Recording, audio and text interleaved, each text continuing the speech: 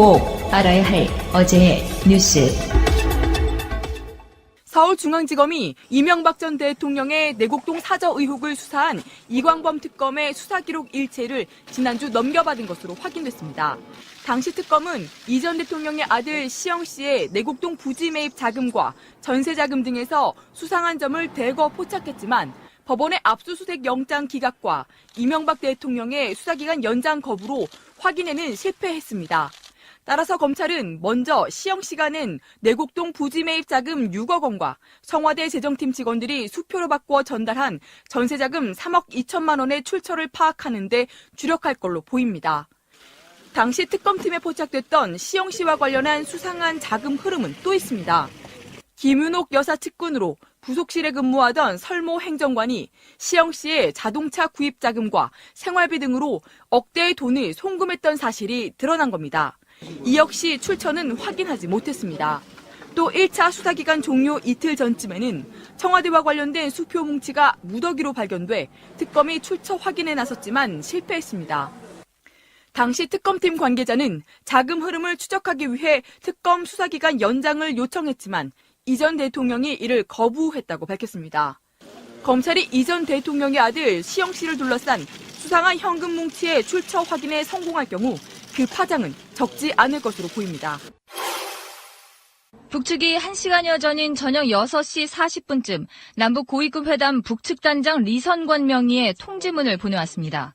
북측은 통지문에서 북측 예술단 파견을 위한 사전 점검단을 내일 경의선 육로를 통해 파견하겠다고 밝혔습니다. 일정은 이미 협의한 대로 하면 될 것이라고 전했습니다.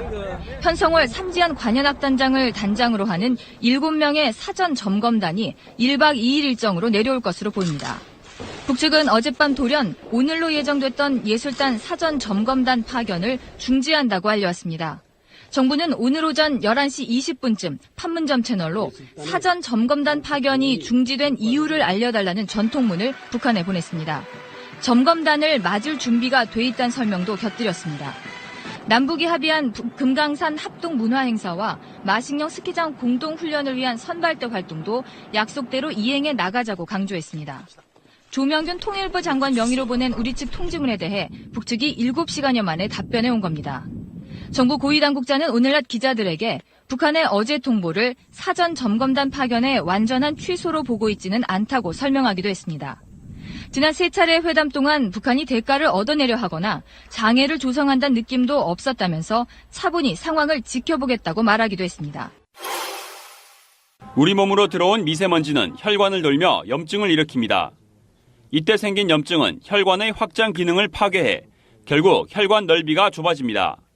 실제 미세먼지 농도가 나쁨 수준일 때 좋음인 날보다 심장 부위가 아픈 협심증의 위험이 25% 증가했습니다. 미세먼지 농도가 올라갈수록 발병률도 덩달아 높아졌습니다. 혈관 수축이 잘 일어난다. 혈관 수축이 잘 일어나면서 협심증의 빈도도 올라가고 또 이제 피가 잘 왔다 갔다 잘 못하면은 혈전이 생길 가능성도 있고 심근경색증이 올 수도 있고. 문제는 농도가 보통 수준 이하여도 안심할 수 없다는 겁니다. 보통 수준의 미세먼지에 일주일 노출되면 사망 위험이 3.4% 증가하는 것으로 나타났습니다. 농도와 관계없이 미세먼지에 얼마나 자주 노출되느냐에 따라 사망 위험이 높아지는 겁니다. 게다가 신체 기능이 약한 노인이나 만성질환자는 허용 기준치 이하 맑은 공기에서도 대기 오염이 사망률에 영향을 미친다는 연구 결과도 있습니다. 전문가들은 국내 미세먼지 분류 기준이 미국이나 일본 등 외국보다 상대적으로 낮은 만큼 농도가 보통 수준이어도 외출할 땐 마스크를 쓰는 게 바람직하다고 조언했습니다. 방송 중간에 좋아요를 눌러주시면 새날팀들에게 큰 힘이 됩니다. 미리 감사합니다. 소유 방송 출연자들의 평균 연령은 26세입니다. 청년들의 목소리를 들어보자는 의도로 기획된 방송입니다.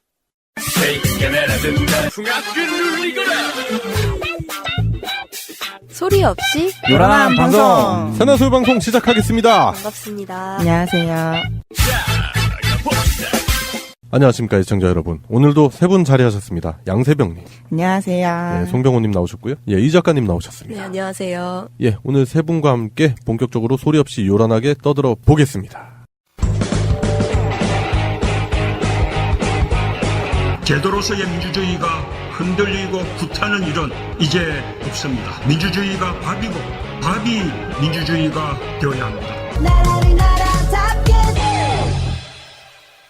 예, 오늘의 첫 순서입니다. 오늘 소유방송이 108화 진행이 되고 있는데요. 2008년에 있었던 사건 얘기를 해보려고 합니다. 그 최근에 화재 사건 관련한 보도들이 많이 나오잖아요. 그래서 2008년에 숭례문 화재 사건이 있었죠.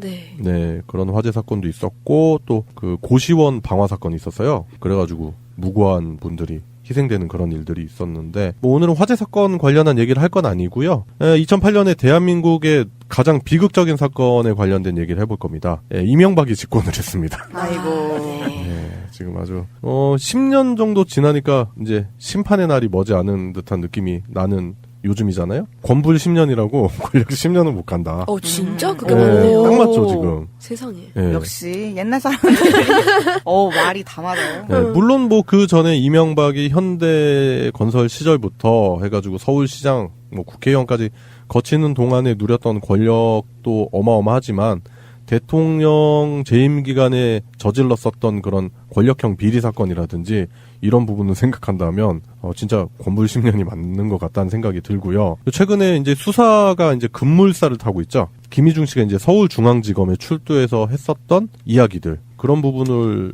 볼 때 MB가 앞으로 쉽지 않을 것 같다. 그런 생각이 들어요. 그 평창 올림픽이 있기 때문에 그게 개막이 2월 9일이잖아요. 네. 그래서 그 전에 조사를 시작해서 그 데드라인을 평창올림픽으로 잡고 진행하는 게 좋을 것 같다라는 얘기가 많이 나오고 있는데 이제 이 시기를 놓치면 올림픽 이후인 3월로 늦춰져가지고 빨리 2월 초에 딱 잡는 게 좋다고 많이 기사가 뜨더라고요. 근데 현재 분위기로 봤을 때도 검찰에서도 그 시기를 넘기지 않으려고 하는 그런 애쓰는 듯한 모습이 보이고 있고요. 어쨌든 증거랑 증언은 차고 넘치는 것 같아요. 제가 봤을 때 증인들도 그렇고 이거를 이제 어떻게 단단하게 포위망을 좁혀서 그물로 한 번에 쥐를 잡을 수 있을지 그 부분이 포커싱이 될 것 같다라는 생각이 드네요. 집권에 대해서 한 가지 재미있는 얘기가 하나 있더라고요. 네. 이전 정권까지는 정권마다 추구하는 핵심 가치가 있대요. 그래서 그걸 담아서 정권의 이름을 정하는데 이명박 정부 때에는 실용정부로 처음에 정했다가 너무 밋밋하다 이래가지고 처음으로 대통령 이름으로 정권 이름을 지었다고 하더라고요. 근데 사실 그걸 역으로 바꿔서 생각해보면 그만큼의 뚜렷한 가치가 없어서 있지 않았을까라는 생각을 하거든요. 그 사람들 이름을 썼잖아요. 네. 근데 이제 다시 뭐 이제 촛불 정권 이런 식으로 이름이 막 여기저기 별명이 많이 나오잖아요. 네. 그런 걸 보면은 이건 그냥 실용이란 단어가 밋밋해서 였다기보다는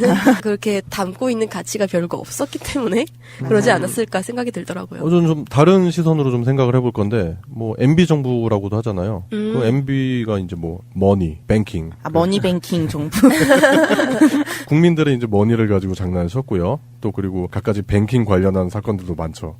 그렇잖아요. 주식 관련한 얘기들도 있고 농협, 이명박이 그 부분으로부터 절대 자유로울 수 없다. 많은 대다수의 시민분들이 이제 알고 계신 사실이고 그렇기 때문에 제가 봤을 때 그것도 MB 정부가 아마 그 머니와 뱅킹 그걸 줄여서 MB 정부로 표현을 해도 전혀 손색이 없을 것 같다라는 생각도 드네요. 굉장히 특색이 있었네요. 다시 보니까. 그러네요. 확실하잖아 색깔이. 네. 제 생각에는 그냥 자기 물건에다 견출지에 이름 써가지고 붙이듯이 네. 이 나라는 내 거야. 내 거야. 그런 의미였어. 영역 표시를. 그래서 다음 박근혜, 이명박 뭐 이런 식으로. 박근혜는 그 부분이 맞는 것 같아요. 맞아. 이 나라는 내 나라야. 예, 하여튼 2008년에 MB 정부가 들어선 거는 부정할 수 없는 사실이잖아요. 그러고 나서 이제 박근혜로 정권이 넘어가면서 더 혼란이 가속화됐다라고 봐도 무방할 것 같고 국민들이 생각할 때는 완전히 형편없는 저질 수준의 비리들이 뭐 난무했었던 것 같은데 일단은 이게 이제 2012년 대선 때 정권이 교체가 되고 나서 2013년도부터 바로 잡혔어야 되는 일들이 결국에는 돌고 돌아 5년간의 시간을 허비하고 국민들의 힘으로 세워진 촛불 정권을 통해서 이명박의 비리들, 이명박 집권 내에 있었던 이런 비리들이 바로 잡히는 형국으로 가지 않나. 이게 진짜 무서운 거예요. 사필귀정 막 이런 말들 우리가 자주 쓰잖아요. 그런 표현들. 근데 잘 생각해보면 다 맞아. 모든 일은 바로 돌아가고. 아까도 권불 10년 이런 말들. 오늘 약간 사자성어 특집이 돼버렸어. 그때 이명박이 집권할 수 있었던 결정적인 계기는 제가 봤을 때 언론의 왜곡이. 참여정부의 성과 자체에 대해서는 언급도 안 하고 죽지도 않은 경제를 죽였다. 뭐 이런 식으로 자꾸 경제. 경제가 어렵다. 뭐 경제가 큰일이다. 뭐 이런 식으로 해서 자꾸 그런 부분만 노출하다 보니까 마치 이명박이 경제 전문가인 양, 이명박이 막 경제를 잘할 것 같다. 뭐 이런 식으로 많이 부각이 되다 보니까 약간은 과거가 부도덕해도 돈이면 다 된다. 뭐 잘 살게만 해주면 된다라는 풍조가 만연했었던 원인도 있는 것 같고요. 언론의 왜곡이 큰 역할을 하지 않았나 그런 생각도 듭니다. 그 비트코인 뭐 그런 거 얘기하잖아요. 어떤 그 신세계에 맞는 경제적인 해법 못 내놓고 구시대적인 방법으로 해결하려고만 한다. 막 이런 식으로 하면서 깐내려서 그걸 자꾸만 이제 바른정당이나 국민의당에서도 그걸 비판을 하고 자유한국당은 말할 것도 없고 그런 와중인데 끝에는 이제 항상 이게 붙는 거죠. 그런 의미가 붙는 거죠. 다음 대통령도 경제인 대통령을 뽑아야 된다. 그래, 그런 포석으로 가는 거라니까. 그러니까 미리 이렇게 세뇌를 시키는 거예요. 지금 경제정책에 대해서 쉽게 평가를 내놓을 수 있는 그런 단계는 아니고 제가 봤을 때는 지금 여러 가지 위기가 앞으로 닥쳐올 수 있거든요. 근데 그런 부분에 대해서는 대비는 잘하고 있다라는 생각이 들어요. 오늘은 2008년도에 있었던 중대한 사건에 대해서 얘기를 해봤는데 결국엔 비극의 시작이었죠. 이명박의 집권, 그걸 통해서 대한민국이 점점 더 안 좋아지는 그런 모습이었는데 결국에는 집단지성의 힘, 시민의 힘이 무서운 거죠. 지금 이렇게 생각을 해보면 그 어목했던 9년, 10년간의 기간을 딛고 다시금 그 나라를 바로 세우려고 하는 시민들의 힘에 의해서 새로운 정부가 탄생이 됐고 그래서 그 기간 동안 있었던 각종 적폐라든지 비리에 대해서 수사가 활발해지는 모습, 그런 모습을 보면은 그 적폐와 비리의 온상이었던 이명박의 구속이 시급하다. 그리고 제대로 된 조사와 처벌이 반드시 진행이 되어야 된다. 그런 생각이 듭니다. 예, 그래 오늘의 첫 번째 순서 2008년에 있었던 사건에 대해서 이야기해봤습니다. 오늘의 이슈. 예, 오늘의 이슈입니다. 오늘의 이슈 첫 번째는 최근에 야당 대표들이 자꾸만 그 현 정부의 정책에 대해서 발목을 잡고 헛발질을 하는 모습들을 볼 수 있는데요. 파란 때타올과 녹색 때타올이 합해졌죠. 그래서 체크무늬 때타올이 된 것 같은데 유승민 대표와 안철수 대표가 토크 콘서트를 했어요. 제목은 토크 콘서트였는데 내용은 토크 콘서트가 맞았는지 아니면 뭐 만담 콘서트라던가 네. 네. 더맨더머. 네, 그런 걸 떠올리게 하는 내용들이었죠. 그냥 기자회견 수준이었는데 질문 기회가 없는 기자회견을 네. 이제 토크쇼라고 얘기하고 싶었던 것 같아요. 그리고 예전에 안철수가 토크 콘서트 이런 거 많이 했었잖아요. 루팍도사 나올 때? 그러니까 지지난 대선 즈음 해가지고 이제 정치 입문하기 전에 토크 콘서트 많이 하고 다녔잖아요. 그때 생각을 이렇게 불러일으키려고 하는 건지 모르겠는데 토크 콘서트라고 해서 봤는데 내용은 솔직히 없었고 결국에는 근거 없는 비난과 본인들이 그거에 대해서 뭐 약간 솔루션이라고 얘기를 했었던 부분도 면밀하게 따져보면 유치하게 짝이 없었다라는 생각이 듭니다. 일단 뭐 유승민이 했었던 주요 발언 중에 하나가 소득 주도 성장에 대한 비판을 했거든요. 그래서 뭐 결국에는 이제 복지 정책을 비난하는 거죠. 뭐 그건 복지니까. 성장 대책, 일자리 대책이 아니거든요라고 하지만 전 정부에 비해서 지금 현재 일자리 창출은 잘하고 있다라는 평가가 많죠. 예, 그리고 교육 정책에 대해서 비판했는데 결국 여기 또 이제 운동권, 전대협 뭐 이런 식으로 해가지고 자극적인 발언, 자극적인 표현만 늘어놓는 듯한 그런 발언 수준이었고 이제 안철수 대표는 이제 또 한마디 보태는 게 정부의 그 비트코인 관련한 정책에 대해서 문제를 삼았는데 디지털 시대입니다. 그런데 아날로그 세대가 이 디지털 시대의 모든 결정권을 다 가지고 있습니다. 너무 뻔한 게 아닌가? 그럼 자기는 디지털 시대인가? 안철수 대표가 이제 본인이 이제 IT에 살짝 발톱만 살짝 담궜다고 생각하면 되는데. 발톱만 담궜대. 그러니까 그런 입장에서 이제 얘기를 한 것 같은데. 네. 비트코인을 선두로 한 코인 시장이 있잖아요. 네네. 그 코인들을 정부에서 규제를 이제 하는 거에 대해서 비판을 했는데 아까 말씀드렸다시피 뭔가 경제에 대한 거를 모른다는 식으로 이제 덮어가려는 그런 것도 있지만은 네. 그런 얘기가 있더라고요. 대선 때 캠프를 운영했잖아요. 네. 그 캠프에 있던 사람 중에 유력한 사람이 비트코인 거래소를 가지고 있고 이권이 깊숙이 개입해 있는 사람이 있다고 그러더라고요. 그런 입장에서는 당연히 이익을 이제 대변하는 발언이 되기 때문에 네. 좀 약간 이게 문제가 될 수 있을 것 같아요. 근데 다들 이 두 사람이 한 발언들을 보면 이게 무슨 토크 콘서트인지 잘 모를 것 같은데 이거 이름이 청년이 미래다더라고요. 근데 네, 저는 몰랐어요. 청년이 미래다라는 토크 콘서트에서 하신 얘기들을 지금 듣고 있습니다. 혹시 까먹으실까 봐요. 그래서 앉아 계시는 분들 중에 청년분들을 이렇게 클로즈업한 영상은 많이 있는데 실질적으로 이 사람들이 얘기한 건 청년 정책에 대한 그런 청사진을 제시한 건 아닌 것 같아요. 일단 현 정부에 대한 근거 없는 비난.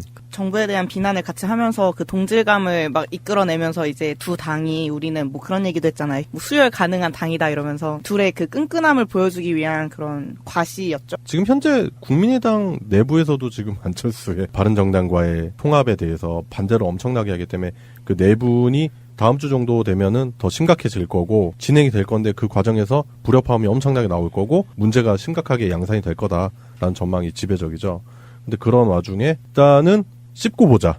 일단은 뜯어놓고 보자. 뭐 그런 심보인 것 같고요. 외부에 적이 누군지를 명확하게 밝혀놔야지 네. 그럼요. 내부 사람들이 분열을 더 안 할 테니까요. 네. 그런 걸 노리는 거겠죠. 그리고 이런 식으로 유승민과 안철수의 크로스 그런 부분도 있었고 빠질 수 없죠. 홍준표 얘기를 해볼 건데 평창 올림픽에 관련된 말도 안 되는 주장을 많이 펼치고 있죠.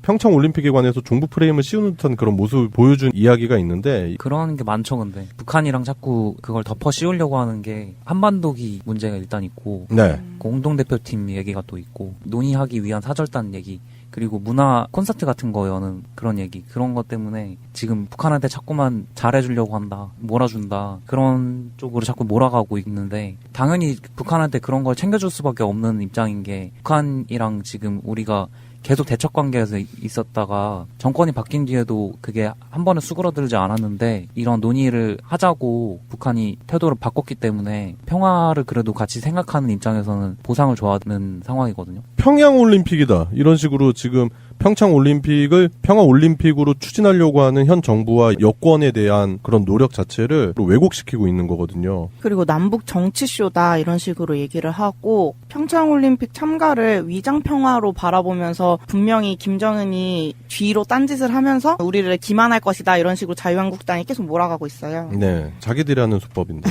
이거는. 네. 그러면서 재밌는 건 이제 예전 대통령들 중에서 김대중 전 대통령, 뭐 노무현 전 대통령 그분들의 통일을 위한 행보들을 다 이제 또 같이 후려치게 하려고 하는 거죠. 그럼요. 네. 한반도기 같은 경우도 벌써 9번이나 사용된 거를 또 딴지를 걸어요. 이거 이제 진짜 와서. 쓸 때마다 계속 딴지 걸고. 그러니까 그 사람들이 그 막 깃발이라든지 뭐 이런 거 내세우는 논리가 너무 저열해요. 네. 아니 그리고 생각을 해봐요. 평창올림픽에서 김정은이 체제 선전을 한다고 쳐봐. 아니 어느 나라가 지금 현재 김정은의 북한 정권의 체제 선전을 보고 와 저 나라 좋다. 우리도 북한처럼 말도 안 되는 소리입니다. 열리는 건 평창인데 굳이 그게 자랑이 될까 싶네요. 그렇죠. 네. 그리고 지금 그런 의도가 아니다라는 게 보이고 있는데 자꾸 이런 식으로 지금 현 정부의 발목만 잡으려고 하고 있고 발목을 잡기 위한 도구로서 자꾸 이데올로기를 동원을 하잖아요. 너무 캐캐묵은 이데올로기 프레임을 가지고 자꾸 국민들 기만하고 있는 거거든요. 최근에 그 태극기 관련해서 가짜 뉴스가 하나 떴었더라고요. 네. 그 평창 올림픽 안에서 경기장에 태극기를 반입 금지한다. 한반도기만 그 반입을 허용한다라는 가짜 뉴스가 있었대요. 아, 예. 그래서 이게 이거 그러면은 뭐 또 선전 체제 이용에 뭐 당하는 거 아니냐 뭐 이런 얘기도 있었더라고요. 근데 그런 가짜 뉴스를 대체 누가 퍼뜨리고 있는지 좀 그 뒤를 좀 살펴봐야 할 것 같더라고요. 또 여기다 말을 보탠 사람이 있어요. 이 사람은 또 빼놓을 수가 없는데 나경원이 IOC의 남북 단일팀 반대 서한을 발송을 했습니다. 나치의 베를린 올림픽을 연상시킬 만큼이라는 등의 얘기를 하고 있는데 어디서 주워 들은 건 있어. 네, 내가 봤을 때 어디서 주워 들은 건 있는데 그래요. 1936년도 그 베를린 올림픽은 진짜로 나치가 그 자신들의 체제를 선전하기 위한 그런 올림픽이 됐었죠. 이게 시대가 어느 시대인데 이런 얘기를 하는지 잘 모르겠는데 네. 정권이 평창올림픽을 북한에 갖다 바칠 기세라고 얘기를 했네요. 어떻게 이런 생각을 할 수 있는지 진짜 신기한 것 같아요. 나경원이니까 가능하죠. 정말. 네. 체제 선전장이라고 표현을 한다면은 굳이 그거를 반대하고 싶진 않고요. 체제 선전은 맞죠. 북한의 그런 사회주의 정권을 체제 선전을 하는 게 아니고 평화라는 체제를 선전하는 거죠. 그렇죠. 일단 남북 분위기가 평화로 가고 있다라는 그런 분위기가 선전이 되겠죠. 네, 평화 체제의 선전이지 이게 네. 그 사람들이 생각하는 것처럼 뭐 적화 통일 체제의 선전은 아니잖아요. 거기다가 이제 여자 아이스하키 대표팀이 그 남북 단일팀을 함으로 해서 그 피해를 보고 있다 뭐 이런 식의 얘기들 그런 얘기 언제부터 지들이 그런 데까지 신경을 언제부터 신경 써줬다고. 써줬다고. 예, 그런 식으로 자꾸 그런 일들을 확대시키려고 하는 침소봉대시키려고 하는 그런 부분도 보이고 심지어 김성태 한국당 원내대표도 마식령 스키장 공동훈련 합의를 가지고 뭐 압제와 탄압의 상징을 평화의 상징으로 둔갑시키고 있다라는 식으로도 얘기를 했었죠. 네, 돈줄을 풀어주는 효과도 줄 수 있을 것이다라는 또 말도 안 되는 주장들을 하고 있고요. 그렇게 해서 경제가 풀리면요. 얼마나 좋을까. 네, 또라이 새끼 됐어요. 원래 올림픽이라는 게 네. 저는 생각하기로는 그러니까 운동선수들이 되게 꿈꾸던 그런 경기일 수도 있지만 네. 한편으로는 그 국가의 국력을 보여주는 기회이기도 하잖아요. 네. 그리고 지금 그 국가가 그 시대 그때 어떤 기치를 가지고 있는지를 가장 명확히 보여줄 수 있는 기회라고도 생각을 하거든요. 네. 그래서 이번에 그런 국력을 평화적으로 어필할 수 있는 올림픽이라는 평화의 장에서 그 통일과 관련해서 평화의 움직임을 보이고 있는데 그걸 보고 지금 야당들은 우리 국력이 그렇게 강하고 우리 가치가 그렇게 괜찮다는 걸 보여주는 걸 막는 거예요. 네. 네. 오히려 국익에 위배되는 네, 그런 모습을 그렇죠. 보이는 거고, 그리고 이제 나경원이 주장하는 올림픽 헌장에 명시된 정치적 중립성을 뭐 훼손했다, 뭐 이제 위반했다, 뭐 이렇게 주장을 하는데 그거 자체로도 아예 말이 안 되는 거죠. 네. 오히려 자신들이 그 평창 올림픽을 가지고 정치적으로 이용하려고 하는 모습들을 많이 보이고 있죠. 예, 어차피 지방선거 전에 뭔가 이렇게 반전의 기회를 꾀하려고 하는 부분도 있고, 그리고 나경원이라는 사람을 잘 보면은 나경원이 예전에 했었던 그 국장이라는 지위를 얻게 된 결정적인 계기가 있었던 사건이 이명박의 BBK 그 광운대 동영상 사건이 있었잖아요. 거기서 당시 이제 대변인이었던 나경원이 했었던 발언, 주어가 없지 않느냐, 말도 안 되는 실드를 쳤잖아요. 그런 부분을 본다면 지금 현재 있는 MB에 대한 일종의 약간의 쉴드의 목적에 언행을 하고 있지 않나, 그런 생각도 조심스럽게 해볼 수 있는 것 같아요. 아직도 받아먹을 게 남아있어서? 아니면 받아먹은 게 있어서? 의리 그거네, 있다, 의리 있다. 그거네. 네. 의리가 아니라 강요지. 왜냐면 끌려 들어가면 자기도 다 걸려 들어갈 수 있을 그거네. 수가 있으니까요. 그렇죠. 네. 뭐 있다고 확실하게 주장하는 건 안 되죠, 아니고 안 되죠. 뭐 그럴 수도 있지 않겠나. 뭐 생각해 볼 수 있는 거 아니겠습니까? 그럼 필사적으로 네. 보내는 게 이해가 가네요. 네. 네. 평창 올림픽이라는 것 자체가 시기적으로나 카드로서 굉장히 민감한 카드인 게, 원래 정권이 안 바뀌었다고 쳐보면은 지금 시기에 사실은 다음 대통령이 뽑혀서 이관되고 있을 이제 시기란 말이에요. 지금 시기에 이제 그 평창 올림픽을 원래는 저쪽에서 평창 올림픽을 무리하게 진행하려고 산에 있는 엄청나게 연령이 높은 나무들을 다 밀어버리고 산 다 없애버리고 그랬잖아요. 그 자연훼손 관련한 문제가 많았었죠. 네. 박근혜 정부 기간 동안. 예, 그렇게 무리하게 추진을 하면서 본인들이 뭔가 콩고물이 다 떨어지길 바랬는데 네. 그게 갑자기 다 뒤집어 엎혀지고 자기네들이 먹을 게 다 없어지고 먹을 수 있을 거라 생각했던 것들이 다 사라지고, 오히려 문재인 정권이 이걸 잘 수습해가지고 유리한 평화 카드로 가져가려고 하니까 거기에 대해서 어떻게든 고춧가루 뿌려가지고 다시 카드를 없애려고 만드는 그런 입장일 뿐이니까요. 네. 조윤선이 이제 문체부 장관을 하면서 평창 올림픽 조지고 있다라는 정황이 많이 있었잖아요, 우리가. 보면은 그 평창 올림픽 홍보 동영상 이런 거 보면은 우리가 그때 방송에도 여러 차례 얘기했었지만 평창 올림픽이 과연 잘 될 것인가? 의구심이 많이 들었단 말이에요. 그때 당시 정부가 했었던 정책을 보자면.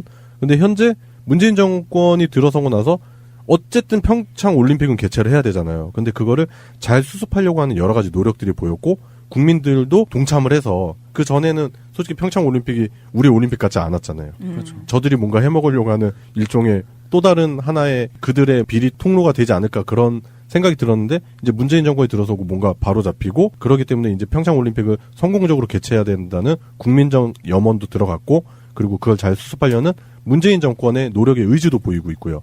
그런데 여기에 송경훈이 말씀하신 대로 만약에 정권 교체가 되지 않았으면 여기서 떨어져 나올 수 있었던 마진이 많았다라는 생각이 들 수 있는 거죠. 비단 경제적인 이득 말고도 네. 정치적인 이득도 굉장히 많았겠죠. 그렇죠. 대통령의 마지막 업적으로서 딱 선전을 하고 나갈 수 있잖아요. 야, 시기가 진짜 적절했네요. 예. 그러니까 정치적으로 이용하는 건 얘네들이라니까요. 나치의 베를린 올림픽은 지네들이 하려고 하다가 이제 실패한 거야. 그러니까 그걸 이제 문재인 정권에 뒤집어 쓰게 하는 거죠. 그래서 결국에는 여당인 더불어민주당의 추미애 대표가 결국 꾸짖게 되는 그런 상황까지 생겼어요. 요놈들, 내가 한마디 해줄게! 막 이러면서. 결국에는 이제 추미애 대표가 주장하는 건 소모적인 이념 공세, 네, 그 다음에 색깔론, 그걸 중단하라. 그런 식으로 촉구를 하게 됐는데, 어쨌든 전 세계의 이목이 집중되어 있는 평창 동계올림픽의 성공적인 개최를 위해서 야당도 협조를 좀 해라 라고 당부까지 하는 상황이 됐습니다. 예, 오늘의 첫 번째 이슈였습니다. 예, 오늘의 이슈 두 번째입니다. 예, 악마들이 있었죠. 예, 고 백남기 농민의 유족을 명예훼손했었던 MBC의 김세희 기자, 웹툰 작가 윤서인, 그 다음에 자유청년연합 대표 장기정 씨가 결국엔 재판에 회부된다는 반가운 소식입니다. 반가운 소식.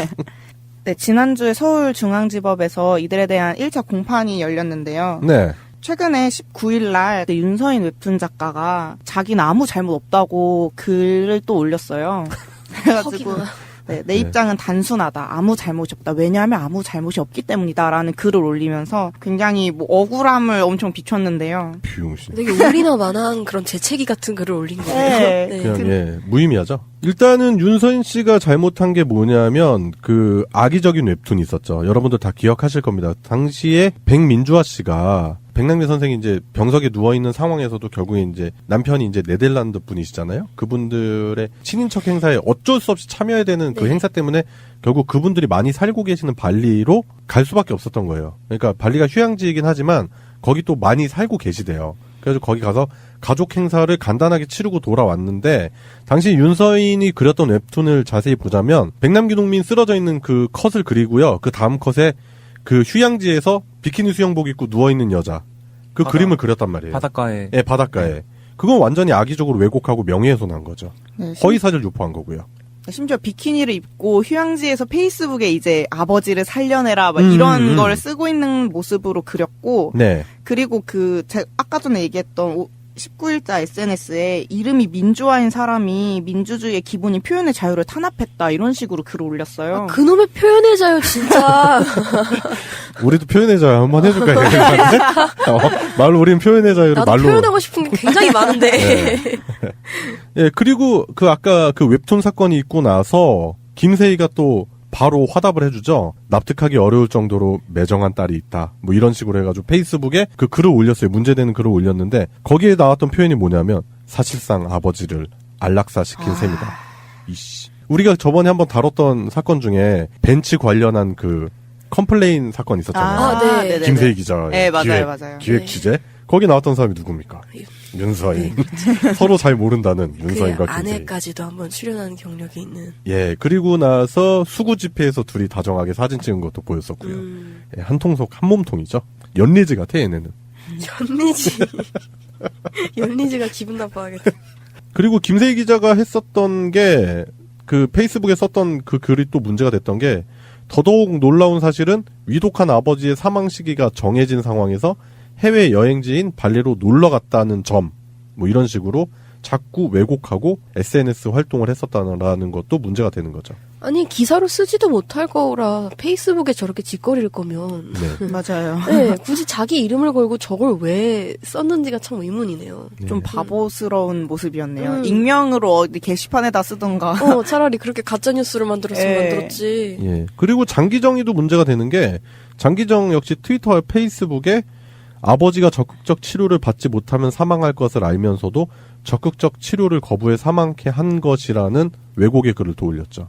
초창기 그 경찰이 쏜 물대포 자체가 사인이었잖아요. 어떻게 보면은 그 중차대한 그런 질환을 유발하게끔 한 그런 원인이었기 때문에 이게 과연 연명 치료로 과연 백남기 선생이 다시 회복될 수 있었을까라는 그런 부분까지 생각을 해본다면 장기정의 이런 말 자체도 허위사실 유포의 명예훼손이죠. 그때 제 기억으로는 1년 넘게 병상에서 끈질기게 버티셨거든요. 근데 그런 분을 무슨 안락사를 하긴 무슨 안락사를 왜 해요? 그 유가족이 안락사 시켰다라고 하는 주장 자체가 완전히 고인의 명예 그리고 유족의 명예를 훼손하는 짓이죠. 사실 이제 윤서인 작가는 검찰에서 이렇게 얘기를 했다고 해요. 사실에 기초해서 표현한 것이라고 명예훼손 혐의를 부인했다고. 근데 이게 사실에 기초한 것도 아닐 뿐더러 사실에 기초했다 하더라도 이건 명예훼손 혐의가 적용될 수 있는 부분이라고 생각을 하거든요. 네. 그럼요. 그래서 검찰 관계자의 주장은 그렇습니다. 상당수 내용이 허위 사실이다. 첫 번째 그렇고 두 번째는 백 씨가 공인이 아닌 일반인에 속하기 때문에 해당 글 게재는 공공의 이익에 부합하지 않는다. 그러니까 개인을 비방하고 욕되게 하려는 목적으로 네. 했다라는 걸 지금 밝히고 있는 거죠. 사실 확인을 하러 병원에 왔으면 사람들이 가만히 뒀을까요? 맞아. 원하게 해버렸겠지. 네. 거기 장례식장 바로 밑에 있어요. 이런 사람들은 법으로 단죄하면 됩니다. 우리가 뭐 감정적으로 한 소리 하는 정도는 이제 뭐 표현의 자유? 표현의 자유 정도? 맞아. 표현의 자유 정도로 우리가 보장을 받아야 될 거라고 생각을 하고, 지금 현재 이 사람들에 대한 강한 법적 처벌을 기대해 볼 만할 것 같아요. 네, 아무래도 여론도 그렇고 재판부도 그렇고 명예훼손으로 판결 날 것 같은 그런 긍정적인 징조가 보이죠. 네. 뭐 윤서인이야 그렇다고 치는데 김세희 기자는 고민이 많겠어요. 사장도 바뀌고. 네. 그런데다 이제 네, 소송도 걸리고 어디로 쳐야 되나. 자득이죠. 뭐. 네. 이런 식으로 약자들을 공격하는 프레임. 본인들의 영향력을 가지고 약자들을 공격하는 프레임. 그거에 대해서 단죄를 받는 상황이 온 건데 앞으로 이런 부분에 대한 처벌의 공정성이 많이 주목이 될 것 같아요. 이 부분에 대해서 강력한 법의 처벌이 있어야 되지 않겠나 그런 생각을 해봅니다. 이런 식으로 일벌백계 해야 되는 그런 상황이지 않겠나 그런 생각도 해보네요. 예, 그래요. 오늘의 이슈 두 번째였습니다.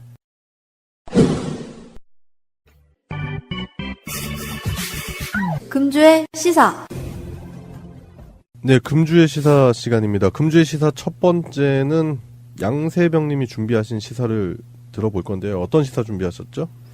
네, 제 시사 제목은 레알 감방 생활입니다. 최근에 종방한 드라마 혹시 다들 아세요? 슬기로운 감방 생활이라고. 네.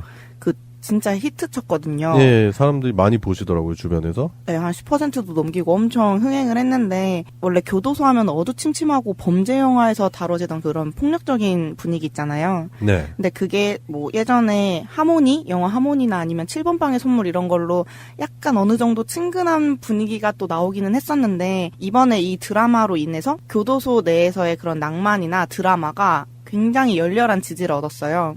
그런데 한편으로는 요새 살인 같은 강력범죄도 되게 많았고 또 박근혜 씨가 지금 교정시설 내에 있는데 네네. 그렇기 때문에 이런 공간을 드라마로 인해서 너무 미화시키는 게 아닌가 하는 우려도 사실 있었거든요. 그래서 실제로 교정시설 당사자들이나 아니면 전문가들이 이 드라마를 보고 되게 억울하다고 느낀 부분들이 있었는데 의외로 그거는 낭만적인 그런 설정들보다는 네. 내부의 널찍한 생활 공간 때문에 억울해하셨대요. 안 그래도 박근혜 씨가 작년 10월에 미국 CNN을 통해서 인권 침해 논란을 제기한 적이 있었잖아요. 네, 그랬었죠. 그때 박주민 의원이 아니 의정부 교도소에서는 6명이 생활하는 공간을 지금 당신은 혼자 쓰고 있는데 이건 전 대통령의 예우를 넘어서 부당한 특혜다 뭐 이런 식으로 꼬집은 적이 있었잖아요. 네. 그때는 그게 크게 와닿지 않았었거든요. 그냥 6명이 생활하는 만큼의 엄청 큰 공간을 박근혜가 쓰고 있구나 이렇게 생각을 했었는데 그 한국의 교정시설 내 공간이 1인당 평균 면적이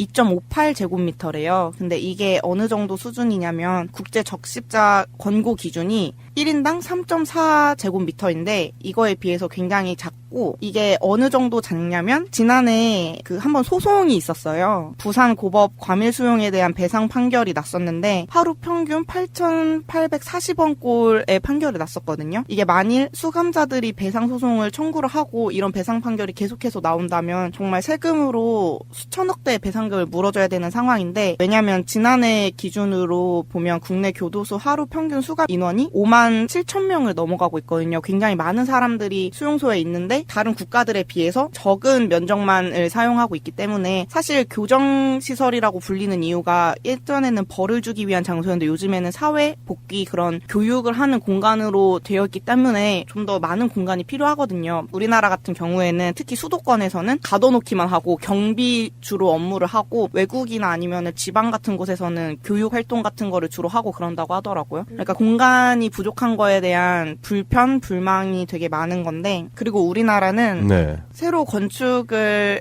해야 하는 그러니까 30년 이상 된 노후시설이기도 하고 굉장히 작아서 이런 문제가 끊이지 않고 있는데 사실 이런 얘기가 나오면 국민 세금으로 범죄자들의 인권에 그렇게 심혈을 기울여야 하냐 이런 식으로 생각하시는 분들도 많을 거고 저도 그게 그렇게 큰 문제인가? 그냥 좀 불편할 수도 있지 않을까? 라고 생각을 했었어요. 그런데 이게 생각보다는 좀 큰 문제더라고요. 이게 제가 아까 얘기했던 노후 건물 새로 증축이 필요한 건물의 수가 우리나라에 22개인데 이게 22개라고 하면은 그렇게 큰 숫자 같지 않지만 우리나라에 있는 교도소 숫자에 비하면 42%래요. 그러니까 거의 절반 수준 정도 되네요. 네, 절반 수준 정도가 노후 시설이고 이거를 해소를 하기 위해서는 500명을 수용할 수 있는 교도소 20개가 더 필요하대요. 그래야지만 과밀 수준이 나아질 형편인데 이렇게 하기에는 교도소가 대표적인 님비잖아요. 다들 어느 지역에서든 원하지 않기 때문에 이 문제를 해결할 수 있는 방법이 없는 거죠. 그래서 어쩔 수 없이 교도소를 새로 건물을 짓는 게 불가능하니까 교정당국에서는 수용자 수를 어떻게든 줄여야 되는 거예요. 그래서 아예 입소자 수를 줄이거나 아니면은 그것보다는 좀 더 실행력이 있는 가석방을 늘리는 방법을 주로 사용을 하고 있다고 해요. 근데 저는 개인적으로 가석방을 늘리는 게 별로 마음에 드는 방안처럼 들리진 않거든요. 왜냐면은 범죄자들이 수용시설이 없기 때문에 어쩔 수 없이 일찍 사회에 나오는 것처럼 보여서 저는 별로 좋은 방법이 아닌 것 같은데 라고 생각을 했었는데, 실제로 교정당국에서 이렇게 애초에 마음을 먹는다 하더라도 비율은 점차 줄고 있대요. 하도 엄격하고 하다 보니까. 그러니까 이게 굉장히 문제가 되는 게, 일반 대중들의 입장은 범죄자들의 인권을 위해 우리 혈세를 쓰고 싶지 않다. 그리고 편하게 살 거면 그게 교도소냐. 그리고 범죄자들이 불편하게 지내야 되는 게 당연하다는 여론이 많은데, 한편으로는 제가 말씀드린 것처럼 교정당국의 실정을 보면 그 OECD 국가 중에서 한 개 교정시설당 평균 수용 인원을 봤을 때 우리나라가 1등이래요. 그러니까 다른 나라들에 비해서 우리나라가 굉장히 적은 공간에 많은 사람들을 수용하고 있는 거고, 여기에 어떻게 보면 눈치가 보일 수밖에 없는 상황인 거고, 국제적으로. 그리고 이런 부담감과 함께 수용 권고 공간을 마련하지 못했다는 그런 이유 때문에 소송이 걸렸을 때 굉장히 불리해질 수밖에 없는 점, 이런 문제 때문에 여론과 이런 상황적인 문제, 그리고 이 문제가 처음 대두됐던 2005년도부터 지금까지 이게 해결을 할 수 없는 거예요. 해결은 할 수 없는데 계속해서 강력 범죄자들의 수는 더 늘어나고 있고, 수용을 해야 되는데 방법은 없고, 가석방을 시키려고 그러는데 법은 엄격하고, OECD 국가에서 눈치는 보이고, 이런 문제가 계속되는 거죠. 10년이 넘도록 계속 문제가 되고 있는데 해결은 절대 나지 않고, 갈수록 비율만 높아지고 있는,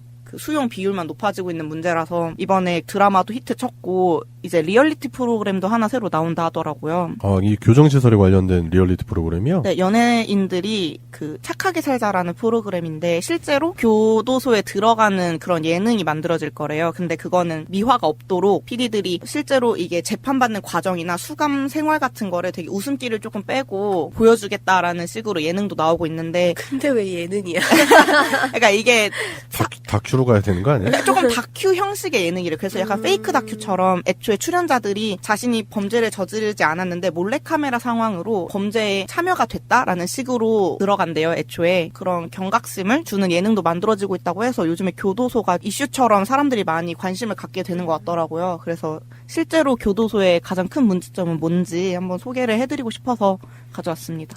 제가 봤을 때는 아까 뭐 교도소에 이제 사람들이 과밀하다, 뭐 공간이 부족하다, 대체적으로 그런 그 조사 결과 발표된 것 같은데, 그렇다면 저는 이제 양형 기준 자체가 잘못되지 않았나 그런 생각도 해보거든요. 그 양형 자체가 공평하게, 그리고 국민적 정서, 그러니까 일반적인 상식적인 선에서 양형이 되지 않잖아요. 뭐 진짜 우리가 봤을 때 돈이 없는 사람들, 그런 사회적 약자들은 오히려 작은 범죄임에도 그 양형 기준을 크게 받는 경우도 있고, 뭐 경제적으로 풍요롭거나 아니면 사회적으로 지위가 높은 사람들, 그런 사람들은 진짜 중차대한 죄를 저질러도 우리가 생각하는 수준보다 너무 낮은 양형을 받기 때문에, 그런 부분들을 잘 생각을 해본다면은 그 아까 가석방 문제 같은 경우는 그런 식으로 해결할 수 있을 것 같아요.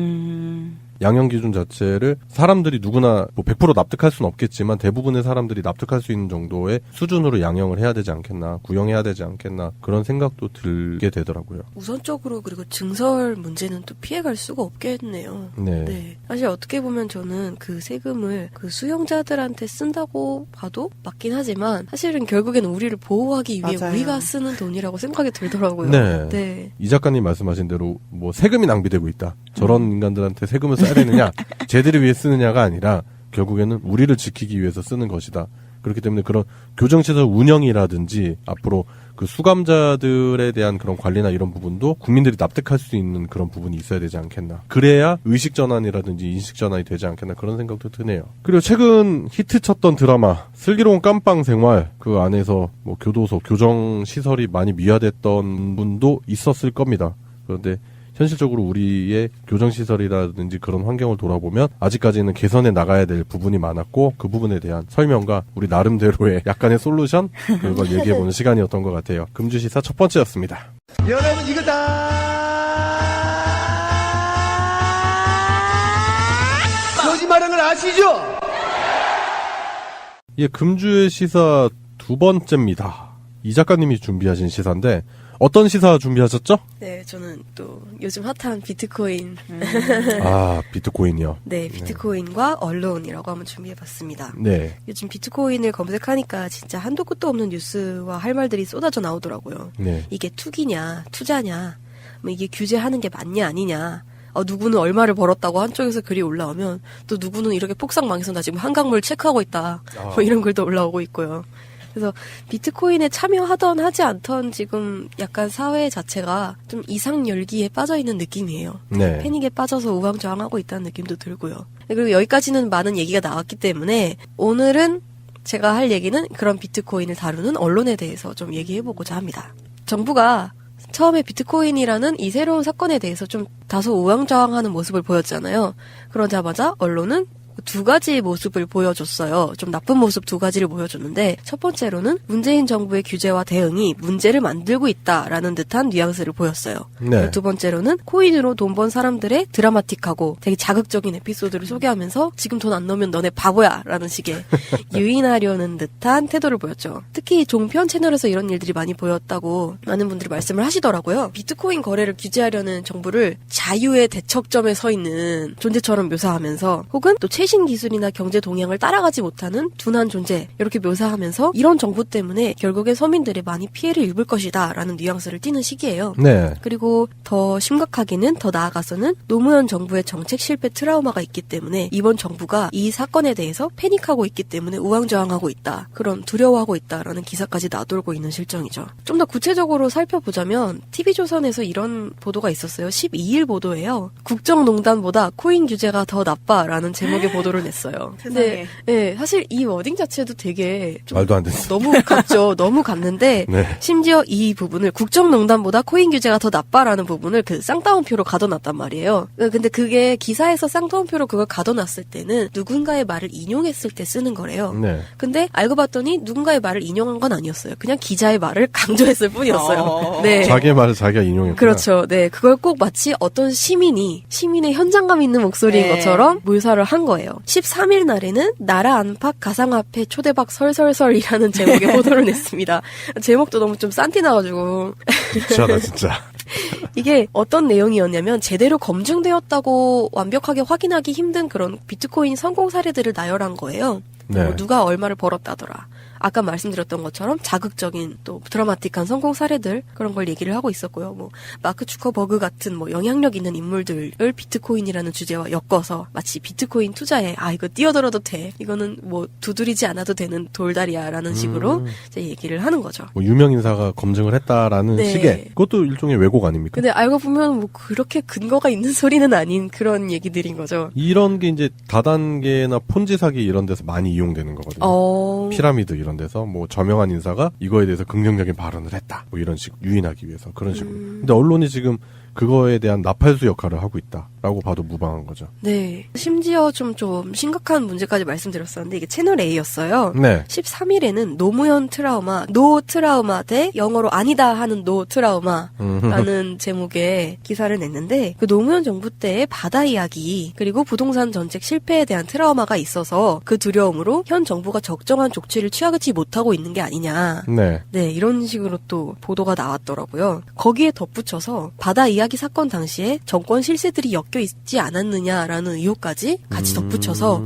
뭐 홍준표 대표의 진짜 뭐 좀 말도 안 되는 네. 말을 좀 인용을 하면서 뭐 여론조사 많이 하던데 그 돈 다 어디서 났냐 뭐 그때 바다 이야기 때 한몫 벌어놓은 거 아니냐 이런 식의 인터뷰를 인용하더라고요 기사에서. 그러면서 제 말이 저리긴 했는지 뭐 이거는 개인의 의견 뭐 이런 식으로 또 얘기를 하긴 했지만 그 언론들이 다루는 그리고 언론들이 현 정부를 바라보는 시각이 아주 명확해요. 우리의 적.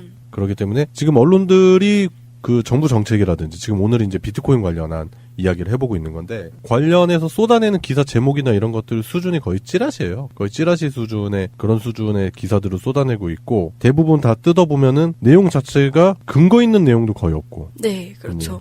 그런 부분이 문제라는 거죠. 사실 가상통화에 대한 찬반을 떠나서요. 사실 비트코인에 엄청난 거품이 끼어 있다는 사실에는 뭐 찬반 양쪽에서 상관없이 그냥 대부분 동의하는 내용일 거라고 생각을 해요. 네.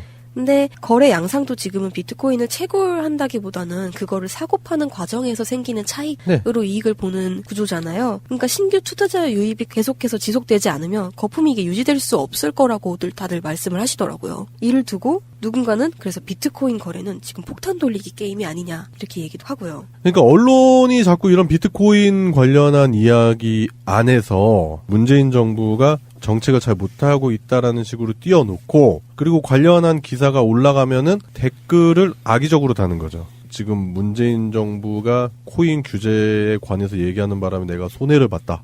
이거 책임져야 된다. 네. 막 이런 식으로. 맞아요. 그런 식으로 해서 자꾸만 악의적으로 이용하려고 하는 세력들이 있다라는 거죠. 아직까지는. 네. 그런 모습이 보이고 있는 거죠. 그래서 제가 사실은 이 이슈를 들고 오면서 결론적으로 말씀드리고 싶었던 것도 그런 거였어요. 지금 언론의 이런 보도 행태가 비트코인의 광풍이 사그라들고 또 손해보는 사람들이 많이 생겼을 때 그 피해를 정부에게 돌릴 단초를 제공하고 있지 않나 이런 생각이 들었어요. 지금 밑밥을 까는 상황인 것 같더라고요. 네. 그래서 마치 정부의 잘못된 대응과 대처가 비트코인 시장을 망가뜨렸다라는 식으로 갈 수 있지 않을까. 네. 네. 근데 실제적으로 보면은 비트코인 관련한 보도나 이런 부분은 많이 쏟아지는데 실제로 비트코인으로 이득을 봤다라는 사람 아니면 비트코인으로 막대한 손해를 받아서 뭐 문제가 심각하다라는 사람의 실체들은 거의 없어요. 뭐 그것이 알고 싶다에 나왔었던 비트코인으로 돈 번 사람들 정도? 벌었다고 주장하는 사람이죠. 그냥 자신들이 봤을 때 돈을 벌었다라고 주장하는 사람들 정도? 그 정도에 대한 내용이 있지 실제적으로 그런 실체는 많이 없어 보인다. 그런 생각도 들고 그렇기 때문에 그런 악의적인 기사에 다는 그 악의적인 댓글들을 쓰는 사람들이 과연 비트코인을 했던 사람들일까? 그것 때문에 피해를 봤던 사람들일까? 라는 생각도 들고 아니면은 그런 비트코인 관련한 정부의 비난의 기사를 쓰는 기자들이 혹시 비트코인에 투자를 하지 않았을까? 그래서 열이 받는 거야. 아, 그러니까. 이놈의 정부 때문에 다 죽여버리겠어! 막 이러면서. 그런 것도 있고 언론사 자체가 이제 뭐 TV조선, 조선, 동아 그런 사람들 뻔하잖아요. 그 노무현 대통령 얘기를 자꾸 넣는 게 네. 자신들과 대척점에 섰던 사람이었기 때문에 이런 식으로 자신들의 밥그릇도 지키고 그걸 밥그릇을 지키는 과정에서 다른 걸 이용해서 자꾸 정부를 공격하는 듯한 양상의 모습을 보이는 거죠. 정부를 공격하는 것도 공격하는 거고 게다가 약간 의문이 드는 건 왜 자꾸 신규 투자자를 유치하려는 듯한 움직임을 보일까였어요. 그렇죠. 네. 네. 마치 언론사 이익이 그러니까 개인적인 이익이 기사에 반영된 것처럼 보이는 거죠. 네. 투기 시장의 자본 구조가 그렇잖아요. 갑자기 자본이 빠져나가면은 폭락하는 그런 양상의 그래프를 보이거든요. 그렇기 때문에 자본이 빠져나가면 안 되는 거예요. 기본적으로. 계속 유입이 돼야지만. 예, 그렇죠. 계속 그래야지 상승 그래프를 유지할 수 있는 그런 구조가 뭐 단순하게 설명드리자면 그런 구조가 유지될 수 있다. 그러니까 하이먼미스키 모델이라고 하는데 비슷하다. 이렇게 보면 이제 쭉 올라가다가 중간에 이제 실체가 드러나고 나서 이렇게 푹 떨어져서 가격이 정상화되는 그런 모델이 있어요. 지금 이제 우리가 모니터로 같이 보고 있는데 네. 이 그래프에 대입을 했을 때 현재 비트코인의 상황이 그러지 않았었나 모습도 추론할 수 있는 거죠. 마지막에 보면 정상화라고 써있잖아요. 이 그래프에서. 네. 이 정상화라는 게 원래 가치 가격으로 돌아간다는 얘기거든요. 네. 이 그래프가 상승은 하잖아요. 네. 근데 비트코인이라는 거는 그 가치라는 거가 실제로 오르는 가치가 아닐 가능성이 높고. 그러니까 사실상 완만한 상승 곡선도 그리지 못할 정도로 비트코인이 그렇게 가치 있는 제어가 아니라는 뜻이네요. 네. 네. 그럴 가능성이 있다라는 네. 거죠. 네네. 네. 원래 가치라는 게 사실은 거의 전무하다 보면 되기 때문에 주식 시장에 그런 얘기가 있어요. 뭐 저점이라고 생각해서 들어가는 사람은 지하실을 보게 될 것이다 이런 말이 있어요. 하루 만에 뭐 30% 다시 급등했다 이런 뉴스로 현혹돼서 저점이구나 줍줍해야 된다 막 이러면서 들어가시면 큰일 난다는 거. 제가 봤을 때는 뭐 막바지도 아닌 거의 끝물도 아닌 거의 진짜 이번에 휩쓸리면 거의 회복할 수 없는 그런 상황이 되지 않을까라는 조심스러운 생각도 해봐요. 정부 탓만 계속 이제 막 야당에서는 하고 있는데 네. 사실은 그래프를 딱 보면은 전 세계에서 동시에 떨어지기 시작했거든요. 네. 그래서 이거는 비단 우리 정부를 탓할 일이 아니고 전 세계에서 이게 지금 거품이다라고 이미 느끼고 있다는 거. 투자자들이 동시에 그렇게 이미 느끼고 있기 때문에 거품이 없어져가는 과정인 거지 이게 우리나라 정부가 이런 투기판을 없애려고 하는 것 자체는 절대 잘못된 게 아니고 건전한 경제 모델을 위해서는 네. 어쩔 수 없는 일이다라는 예. 걸 생각을 하셔야 될 것 같습니다. 네, 그리고 언론도 문제인데 야당에서도 자꾸 이런 식으로 그 왜곡하는 듯한 모습을 보이고 있는데 일단 뭐 안철수가 얘기했었던 뭐 암호화폐 규제 뭐 이런 부분 때문에 지금 뭐 잘 알지도 못하는데 규제를 한다고 하는데 디지털 시대에. 네. 디지털 시대에 아날로그 세대가 뭐 이러면서 그런 말도 안 되는 소리 하는데 송명님께서도 아까 지적을 하셨는데 그게 이제 암호화폐 규제 그런 부분이 아니에요. 과열된 투기 시장 자체를 규제하려는 그런 목적으로 해석을 해야 되는데 일단 전혀 그 맥을 짚지 못하고 있다. 과열된 투기 시장을 규제하는 건 정부의 역할 중에 하나라고 저는 생각을 하거든요. 그런 부분이 있어야 되기 때문에 다수의 피해자를 양산하기 전에 이렇게 해야 되는 게 맞고 그리고 현재 특히 자유당이나 바른정당 사람들이 이런 얘기를 하면 안 되죠. 지금 이제 비트코인이 문제가 되는 게 뭐냐면 젊은 층들이 여기다 자본을 많이 쏟고 있고 시간과 열정을 여기다 쏟고 있다라는 게 문제잖아요. 근데 그들이 왜 그렇게 비트코인에 열광하는지에 대해서 봐야 되거든요. 왜냐하면 그만큼 앞으로의 미래가 불투명하고요. 그리고 그만큼 그 사람들이 가지고 있는 상대적 박탈감이 왜 생성이 되는지 봐야 되는데 그거에 일조한 사람들이 지난 9년간 이명박근혜 정부에서 누구였냐고요. 번듯한 청년 정책 아니면 일자리 대책, 고용 대책 내놓은 적 있습니까? 그런 거 전혀 없었잖아요. 그리고 뭐 복지 정책이라든지 그런 거 전혀 없고 문재인 정권 들어서자마자 비트코인 시장 과열되니까 이때다 싶어가지고 그걸 가지고 자기들이 또 정치적으로 이용하려고 하는 것 같은데 진짜 그런 식으로 이용을 하려고 하는 게 과거에는 먹혔을지 몰라요. 하지만 지금 현재에는 먹히지 않는다. 왜냐면 그만큼 가짜 뉴스라든지 그런 사람들의 가짜 주장에 대해서 되반박하거나 바로 잡을 수 있는 그런 순기능이 이미 시민들 사이에는 충분히 있다라는 생각이 들기 때문이죠. 그 실제로 그걸 조사를 해보면 뭐 이걸 정말로 투자를 했다고 하는 사람이 한 6% 정도 된대요. 그러니까 없어. 실체가 없어. 돈 벌었다는 사람, 돈 잃었다는 사람이. 그러니까 사실은 지지율이 70%에서 60%대로 떨어졌다. 네. 그거 원인을 사실 그걸로 잡는 것도 네. 비트코인 때문이다라고 잡는 것도 되게 말도 안 되는 얘기고요. 자꾸 그런 식으로 그 그래프나 수치를 가지고 사람들이 현혹시키는 거죠, 계속. 그래서 뭐 아무튼 뭐 언론에 대해서 어떻게 생각하는지는 개인의 몫이지만 네. 그래도 이런 부분도 있다라는 거 한번 오늘 들고 와봤습니다. 네, 뭐 기레기라는 말이 괜히 나왔겠습니다. 예, 그래요. 이 작가님이 준비하신 시사였습니다. 예, 금주의 시사 세 번째는 송병호님이 준비하신 시사인데요. 어떤 시사 들고 오셨죠? 네. 이번 주 시사는 서울시의 미세먼지 대책에 대해서 얘기해 보겠습니다. 그 미세먼지 대책이라는 게 일단은 대중교통 무료를 시행했었던 지난주 정책에 관련된 건가요? 네. 출퇴근할 때 이렇게 대중교통 이용료를 완전 무료로 네. 해주는 미세먼지 긴급 저감 대책을 시민들이 많이 이제 이용을 하셨을 거예요. 네. 근데 그 대책을 이제 보면은 그게 발령이 되는 거는 기준이 있어요. 그래서 정오부터 4시까지 50 마이크로그램 퍼 세제곱미터를 네. 넘는 미세먼지가 있으면 그 상태를 이제 나쁜 상태라고 지표로 이제 얘기를 하고 그런 날이 이틀이 지속이 되면 발령이 되는 거예요. 그래서 그렇게 되면 무료로 출퇴근을 할 수가 있는 거죠. 그게 사실 그 서울 시민만인 것도 사실 좀 이상하잖아요. 네. 이때까지 이런 일이 있어 본 적이 없잖아요, 사실. 그렇죠. 대한민국 역사에. 네. 이게 왜 서울시만 이런가도 이제 좀 생각을 해봐야 되는 게 그 남경필 경기도지사 같은 경우에 불참 선언을 했어요. 그러니까 서울시가 이거를 하니까 연계되어 있는 그 경기도권에서도 해달라 같이 하자고 했는데 그걸 그냥 쿨하게 차버리시고. 그게 왜 중요하냐면은 서울 사람들이 서울로 출퇴근하고 그런 구조가 아니잖아. 그렇죠. 그러니까요. 예, 서울 사람들이 경기도로 나오는 인구도 많고 경기도에 있는 사람들이 서울 안으로 들어가는 인구도 많기 때문에 경기도와 서울시가 같이 연계해서 했다 그러면은 꽤 괜찮은 일이었을 맞아요. 텐데. 그리고 이제 인천 유정복 시장도 불참 선언을 했어요. 야, 인천도 무시 못하죠. 왜냐하면 서울과 바로 인접한 시기 때문에. 그렇기 때문에 이게 실효성이 없다고 지금 이제 반박 논리들이 있어요. 예, 자기들 이게- 안 했으니까 이제 효과 없다라고 얘기해야겠죠. 네. 시내가 얼굴장 놓고 뭘. 네, 두 분께서 큰 어깃장을 놓았기 때문에 네. 사실 실효성이 3% 정도밖에 지지 않았던 거고 그게 이제 제대로 됐으면은 어떤 그 효과가 있었을 거라고 생각을 해요. 그러니까 그게 되더라도 효과가 없다고 또 반박을 하는 주요한 주장은 이게 미세먼지가 중국에서 주로 날아오는 거지 우리나라에서 생기는 게 아닌데 우리가 교통수단을 안 쓴다고 그래서 줄어드는 게 아니다 이렇게 얘기를 하는데 그게 이제 재밌는 연구 결과가 또 마침 나왔어요. 국립환경과학원에서 분석을 했는데 네. 16일부터 18일까지 수도권에 있었던 고농도 미세먼지. 예, 그날이 되게 심했었던 날들이었죠. 네. 예. 런던 스모그 사태 때 이제 막 사람들 막 죽고 했었던 그런 정도의 심각함에 거의 비견했다고 이제 박원순 서울시장이 이제 얘기를 했는데. 그래요? 네. 그때 그 먼지가 분석을 해보니까 국외 영향보다 국내 영향이 더 컸다는 거예요.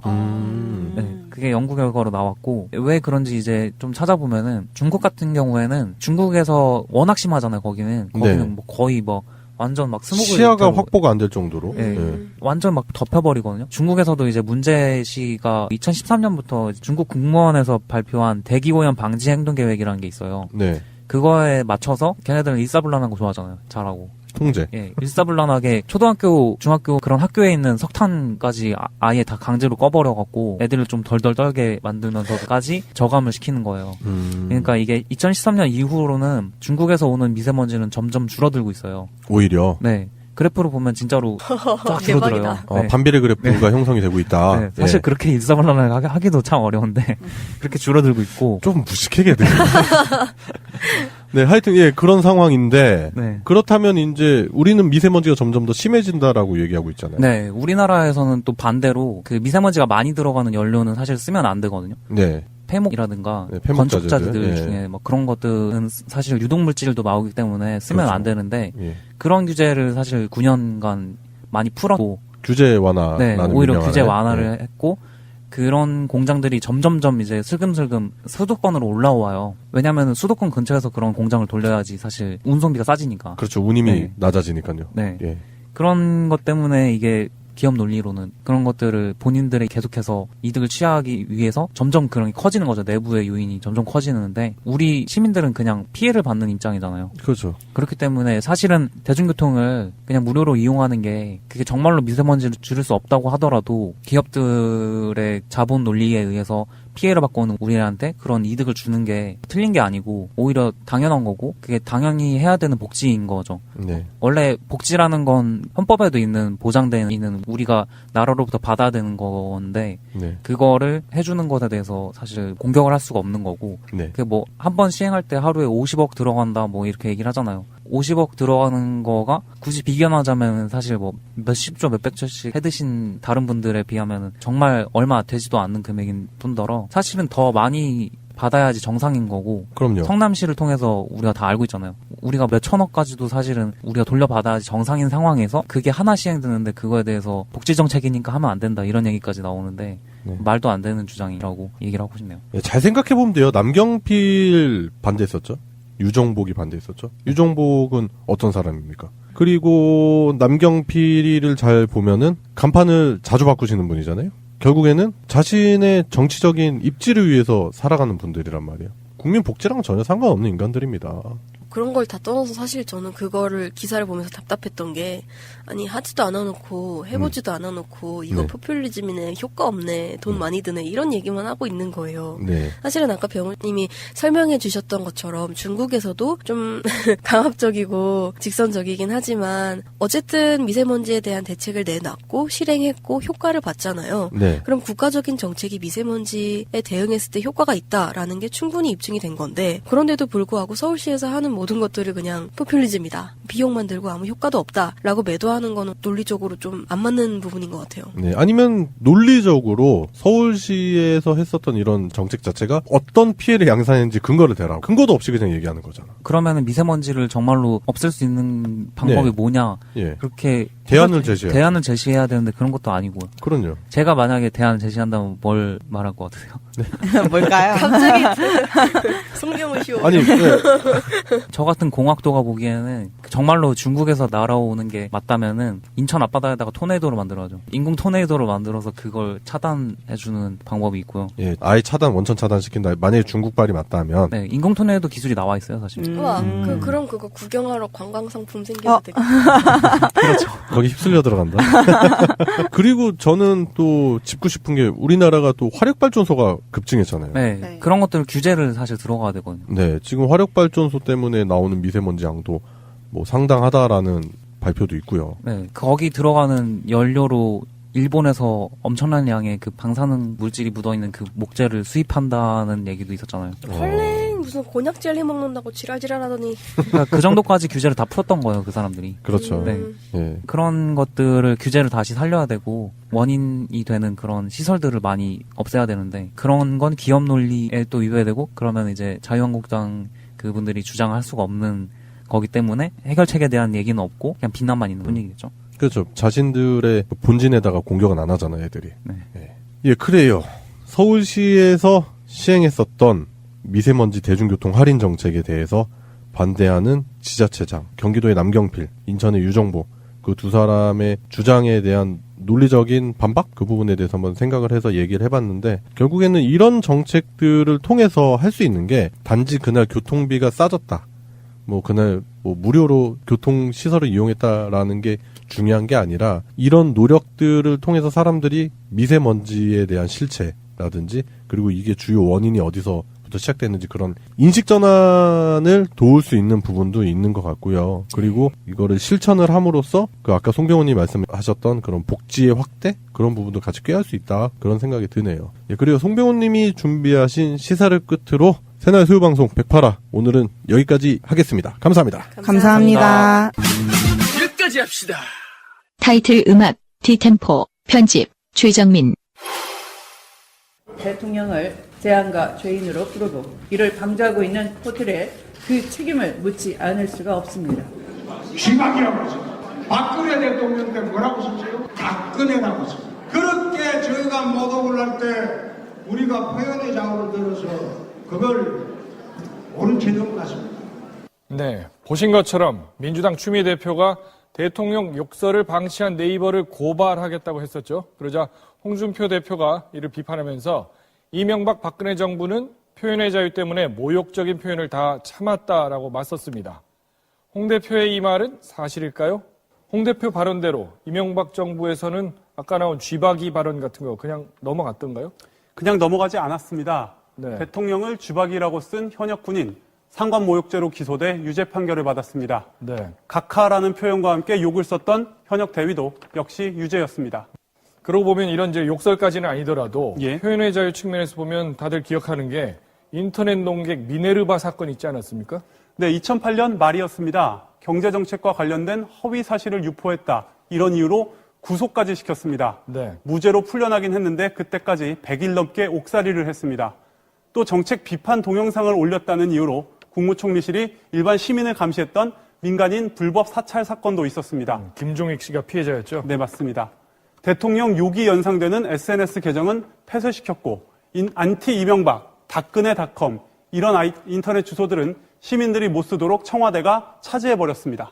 그런데 홍준표 대표가 한나라당 원내대표하던 시절에 네. 그 사이버 모욕죄라는 법을 추진했던 걸로 기억이 되는데 취지가 이런 것 아니던가요? 네, 맞습니다. 그러니까 피해자가 고소를 하지 않아도 수사기관이 자의적으로 알아서 수사할 수 있게 하자는 겁니다. 네. 그러니까 표현의 자유를 침해한다는 논란이 불거졌는데 홍 대표는 당시 인터뷰에서 이렇게 말했습니다. 악플은 표현의 자유라고 볼 수 없다. 헌법의 보호를 받을 가치가 없다라고 했습니다. 표현의 자유 때문에 참았다는 어제 발언과는 좀 다르죠. 이 법안은 통과 안 되고 폐기됐습니다.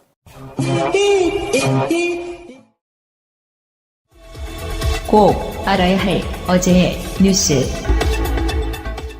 서울중앙지검이 이명박 전 대통령의 내곡동 사저 의혹을 수사한 이광범 특검의 수사기록 일체를 지난주 넘겨받은 것으로 확인됐습니다.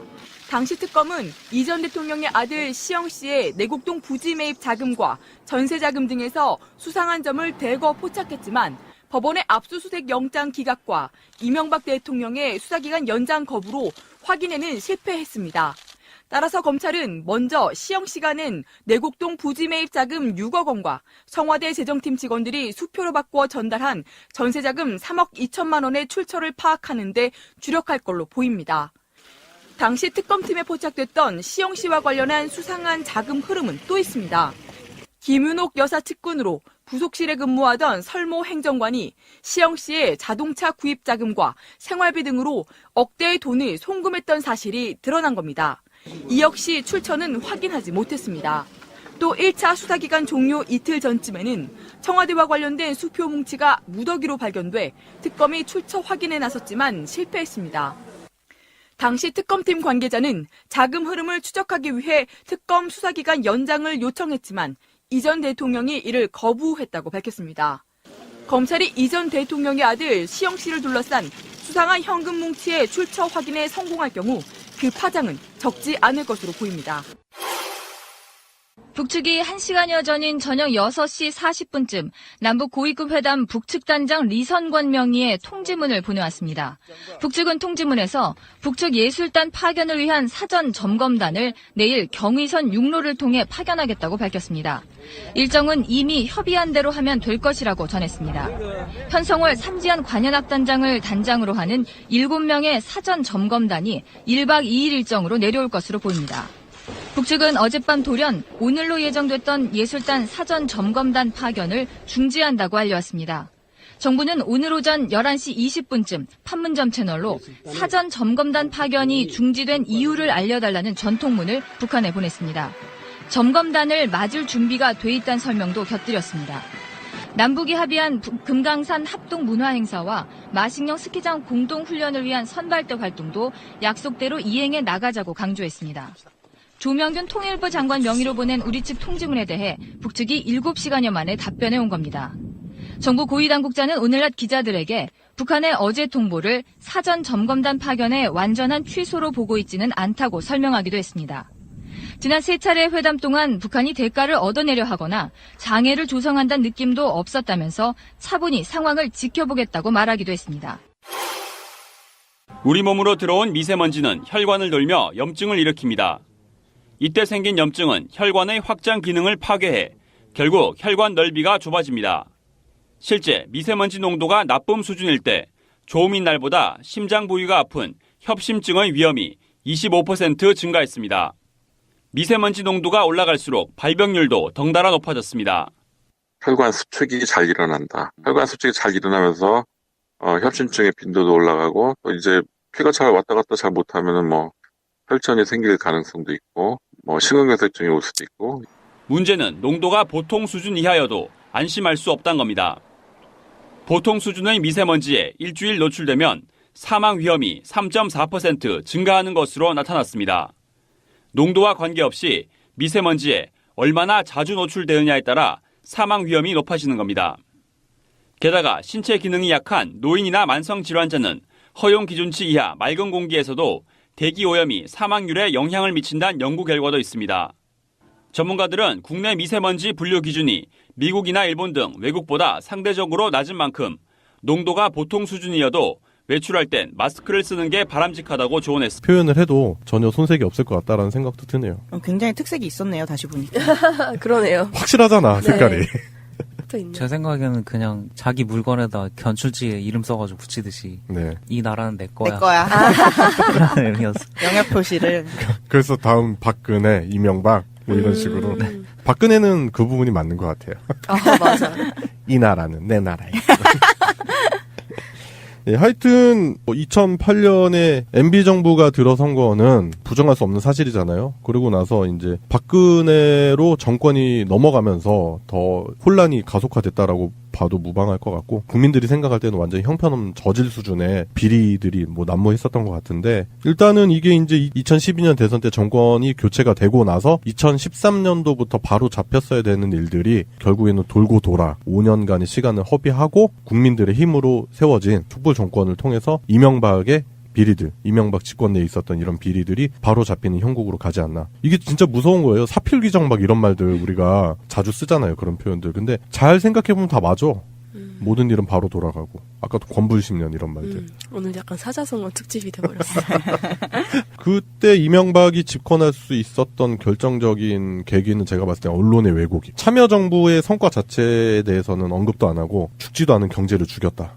이런 식으로. 자꾸 경제가 어렵다. 경제가 큰일이다. 이런 식으로 해서 자꾸 그런 부분만 노출하다 보니까 마치 이명박이 경제 전문가인 양, 이명박이 경제를 잘할 것 같다. 이런 식으로 많이 부각이 되다 보니까 약간은 과거가 부도덕해도 돈이면 다 된다. 잘 살게만 해주면 된다라는 풍조가 만연했었던 원인도 있는 것 같고요. 언론의 왜곡이 큰 역할을 하지 않았나 그런 생각도 듭니다. 그 비트코인 그런 거 얘기하잖아요. 어떤 그 신세계에 맞는 경제적인 해법 못 내놓고 구시대적인 방법으로 해결하려고만 한다. 이런 식으로 하면서 깐내려서 그걸 자꾸만 이제 바른정당이나 국민의당에서도 그걸 비판을 하고 자유한국당 말할 것도 없고 그런 와중인데 끝에는 이제 항상 이게 붙는 거죠. 그런 의미가 붙는 거죠. 다음 대통령도 경제인 대통령을 뽑아야 된다.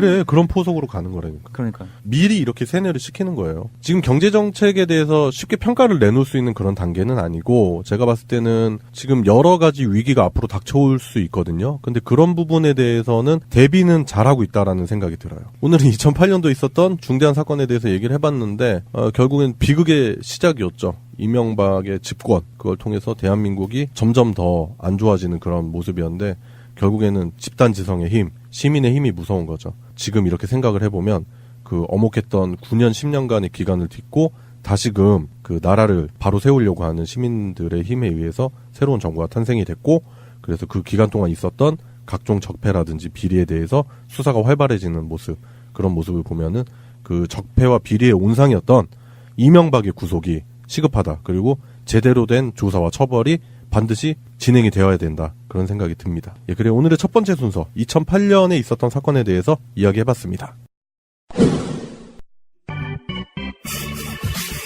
오늘의 이슈. 예, 오늘의 이슈입니다. 오늘의 이슈 첫 번째는 최근에 야당 대표들이 자꾸만 그 현 정부의 정책에 대해서 발목을 잡고 헛발질을 하는 모습들을 볼 수 있는데요. 파란 때타올과 녹색 때타올이 합해졌죠. 그래서 체크무늬 때타올이 된 것 같은데, 유승민 대표와 안철수 대표가 토크 콘서트를 했어요. 제목은 토크 콘서트였는데 내용은 토크 콘서트가 맞았는지 아니면 뭐 만담 콘서트라던가 네.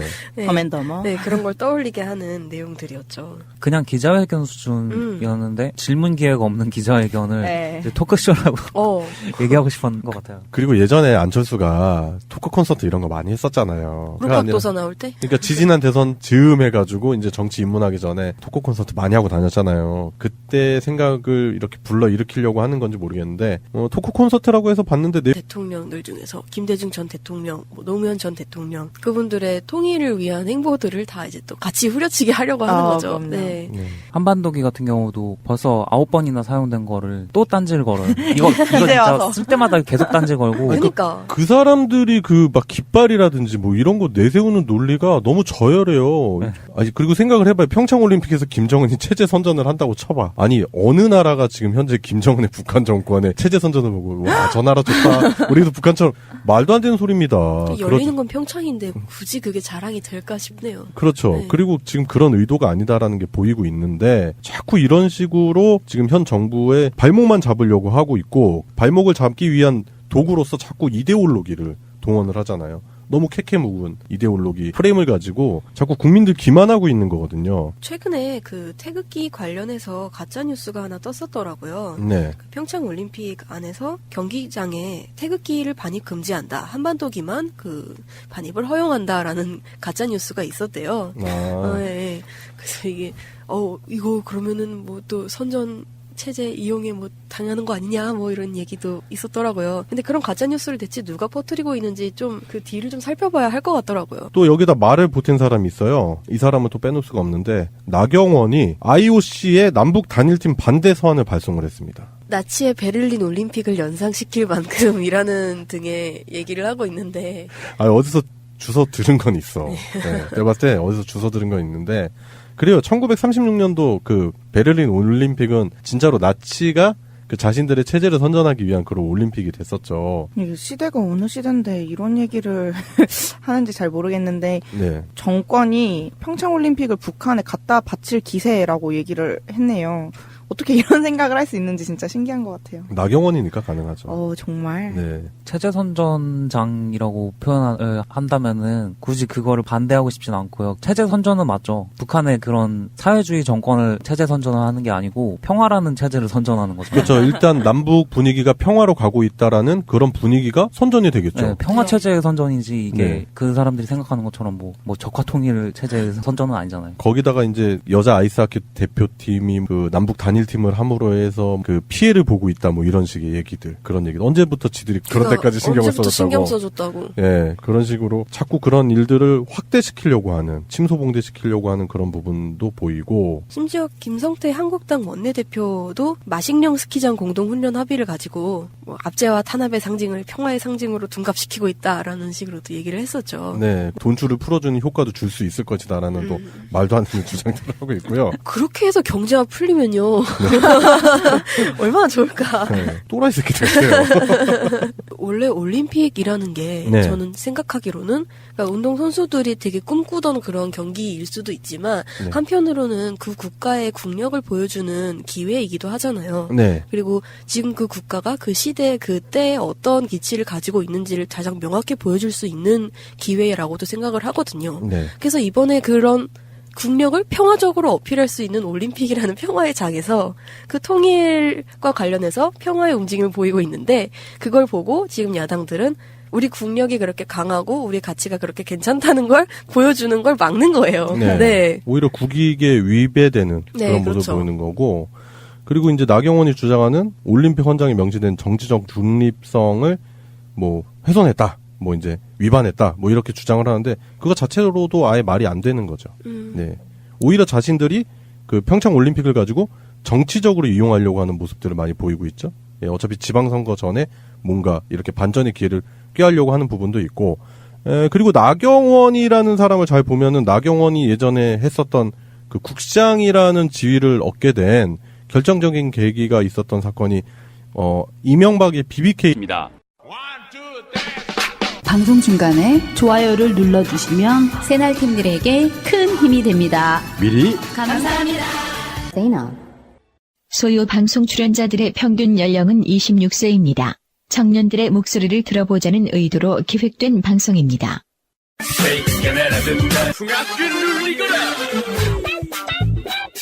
소리 없이 요란한 방송 새나솔 방송 시작하겠습니다. 반갑습니다. 안녕하세요. 안녕하십니까 시청자 여러분. 오늘도 세 분 자리하셨습니다. 양세병님, 안녕하세요. 네, 송병호님 나오셨고요. 예, 이 작가님 나오셨습니다. 네, 안녕하세요. 예, 오늘 세 분과 함께 본격적으로 소리 없이 요란하게 떠들어 보겠습니다. 제도로서의 민주주의가 흔들리고 구타는 일은 이제 없습니다. 민주주의가 밥이고 밥이 민주주의가 되어야 합니다. 예, 오늘의 첫 순서입니다. 오늘 소요방송이 108화 진행이 되고 있는데요. 예, 2008년에 있었던 사건 얘기를 해보려고 합니다. 그 최근에 화재 사건 관련한 보도들이 많이 나오잖아요. 그 2008년에 숭례문 화재 사건이 있었죠.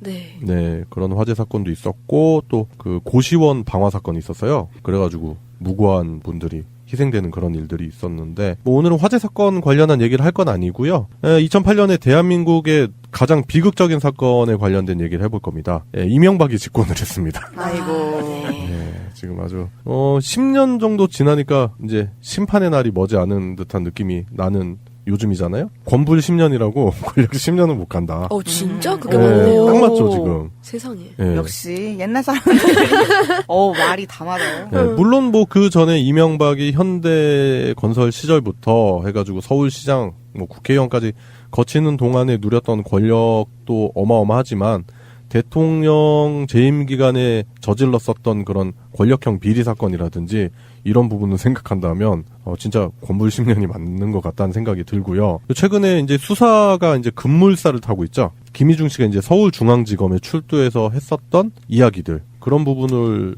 볼 때 MB가 앞으로 쉽지 않을 것 같다, 그런 생각이 들어요. 그 평창 올림픽이 있기 때문에 그게 개막이 2월 9일이잖아요. 네. 그래서 그 전에 조사를 시작해서 그 데드라인을 평창올림픽으로 잡고 진행하는 게 좋을 것 같다라는 얘기가 많이 나오고 있는데, 이제 이 시기를 놓치면 올림픽 이후인 3월로 늦춰져가지고 빨리 2월 초에 딱 잡는 게 좋다고 많이 기사가 뜨더라고요. 근데 현재 분위기로 봤을 때도 검찰에서도 그 시기를 넘기지 않으려고 하는 그런 애쓰는 듯한 모습이 보이고 있고요. 어쨌든 증거랑 증언은 차고 넘치는 것 같아요. 제가 봤을 때 증인들도 그렇고, 이거를 이제 어떻게 단단하게 포위망을 좁혀서 그물로 한 번에 쥐를 잡을 수 있을지, 그 부분이 포커싱이 될 것 같다라는 생각이 드네요. 집권에 대해서 한 가지 재미있는 얘기가 하나 있더라고요. 네. 이전 정권까지는 정권마다 추구하는 핵심 가치가 있대요. 그래서 그걸 담아서 정권의 이름을 정하는데 이명박 정부 때에는 실용정부로 처음에 정했다가 너무 밋밋하다 이래가지고 처음으로 대통령 이름으로 정권 이름을 지었다고 하더라고요. 근데 사실 그걸 역으로 바꿔서 생각해보면 그만큼의 뚜렷한 가치가 없어서 있지 않았을까라는 생각을 하거든요. 그 사람들 이름을 썼잖아요. 네. 근데 이제 다시 뭐 이제 촛불 정권 이런 식으로 이름이 막 여기저기 별명이 많이 나오잖아요. 네. 그런 걸 보면은 이건 그냥 실용이란 단어가 밋밋해서 였다기보다는 그렇게 담고 있는 가치가 별거 없었기 때문에 그러지 않았을까 생각이 들더라고요. 저는 좀 다른 시선으로 좀 생각을 해볼 건데, 뭐 MB 정부라고도 하잖아요. 그 MB가 이제 뭐 머니, 뱅킹. 머니뱅킹 정부. 국민들의 이제 머니를 가지고 장난을 쳤고요. 또 그리고 갖가지 뱅킹 관련한 사건들도 많죠. 그렇잖아요. 주식 관련한 얘기들도 있고, 농협, 이명박이 그 부분으로부터 절대 자유로울 수 없다. 많은 대다수의 시민분들이 이제 알고 계신 사실이고, 그렇기 때문에 제가 봤을 때 그것도 MB 정부가 아마 그 머니와 뱅킹, 그걸 줄여서 MB 정부로 내용은 솔직히 없었고, 결국에는 근거 없는 비난과 본인들이 그거에 대해서 뭐 약간 솔루션이라고 얘기를 했었던 부분도 면밀하게 따져보면 유치하게 짝이 없었다라는 생각이 듭니다. 일단 뭐 유승민이 했었던 주요 발언 중에 하나가 소득 주도 성장에 대한 비판을 했거든요. 그래서 뭐 결국에는 이제 복지 정책을 비난하는 거죠. 뭐 그건 복지니까. 성장 대책, 일자리 대책이 아니거든요라고 하지만 전 정부에 비해서 지금 현재 일자리 창출은 잘하고 있다라는 평가가 많죠. 예, 그리고 교육 정책에 대해서 비판했는데 결국 여기 또 이제 운동권, 전대협 뭐 이런 식으로 해가지고 자극적인 발언, 자극적인 표현만 늘어놓는 듯한 그런 발언 수준이었고, 안철수 대표는 이제 또 한마디 보태는 게 정부의 그 비트코인 관련한 정책에 대해서 문제를 삼았는데, 디지털 시대입니다. 그런데 아날로그 세대가 이 디지털 시대의 모든 결정권을 다 가지고 있습니다. 너무 뻔한 게 아닌가? 그럼 자기는 디지털 시대인가? 안철수 대표가 이제 본인이 이제 IT에 살짝 발톱만 살짝 담궜다고 생각하면 되는데. 발톱만 담궜대. 그러니까 그런 입장에서 이제 얘기를 한 것 같은데. 네. 비트코인을 선두로 한 코인 시장이 있잖아요. 네네. 그 코인들을 정부에서 규제를 이제 하는 거에 대해서 비판을 했는데, 아까 말씀드렸다시피 뭔가 경제에 대한 거를 모른다는 식으로 이제 덮어가려는 그런 것도 있지만은, 네. 그런 얘기가 있더라고요. 대선 때 캠프를 운영했잖아요. 네. 그 캠프에 있던 사람 중에 유력한 사람이 비트코인 거래소를 가지고 있고 이권이 깊숙이 개입해 있는 사람이 있다고 그러더라고요. 그런 입장에서는 당연히 이익을 이제 대변하는 발언이 되기 때문에 네. 좀 약간 이게 문제가 될 수 있을 것 같아요.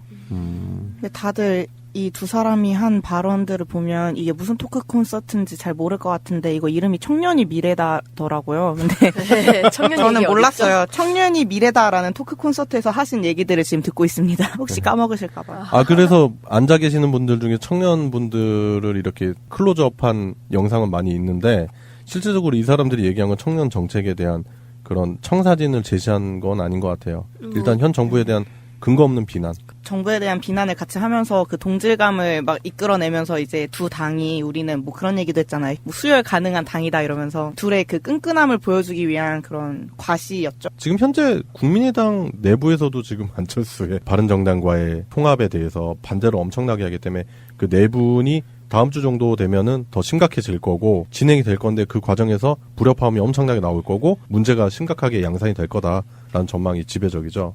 근데 그런 와중에 일단은 씹고 보자. 일단은 뜯어놓고 보자. 뭐 그런 심보인 것 같고요. 외부에 적이 누군지를 명확하게 밝혀놔야지. 네. 그럼요. 내부 사람들이 분열을 더 안 할 테니까요. 네. 그런 걸 노리는 거겠죠. 그리고 이런 식으로 유승민과 안철수의 크로스, 그런 부분도 있었고, 빠질 수 없죠. 홍준표 얘기를 해볼 건데, 평창 올림픽에 관련된 말도 안 되는 주장을 많이 펼치고 있죠. 평창 올림픽에 관해서 종북 프레임을 씌우는 듯한 그런 모습을 보여준 이야기가 있는데, 그런 게 많죠. 근데 북한이랑 자꾸 그걸 덮어 씌우려고 하는 게 한반도기 문제가 일단 있고, 네. 공동대표팀 얘기가 또 있고, 논의하기 위한 사절단 얘기, 그리고 문화 콘서트 같은 거 여는 그런 얘기, 그런 것 때문에 지금 북한한테 자꾸만 잘해주려고 한다, 몰아준다, 그런 쪽으로 자꾸 몰아가고 있는데, 당연히 북한한테 그런 걸 챙겨줄 수밖에 없는 입장인 게, 북한이랑 지금 우리가 계속 대척 관계에서 있었다가 정권이 바뀐 뒤에도 그게 한 번에 수그러들지 않았는데, 이런 논의를 하자고 북한이 태도를 바꿨기 때문에 평화를 그래도 같이 생각하는 입장에서는 보상을 좋아하는 상황이거든요. 평양 올림픽이다, 이런 식으로 지금 평창 올림픽을 평화 올림픽으로 추진하려고 하는 현 정부와 여권에 대한 그런 노력 자체를 왜곡시키고 있는 거거든요. 그리고 남북 정치쇼다 이런 식으로 얘기를 하고, 평창 올림픽 참가를 위장 평화로 바라보면서 분명히 김정은이 뒤로 딴짓을 하면서 우리를 기만할 것이다 이런 식으로 자유한국당이 계속 몰아가고 있어요. 네, 자기들이 하는 수법인데. 그러면서 재밌는 건 이제 예전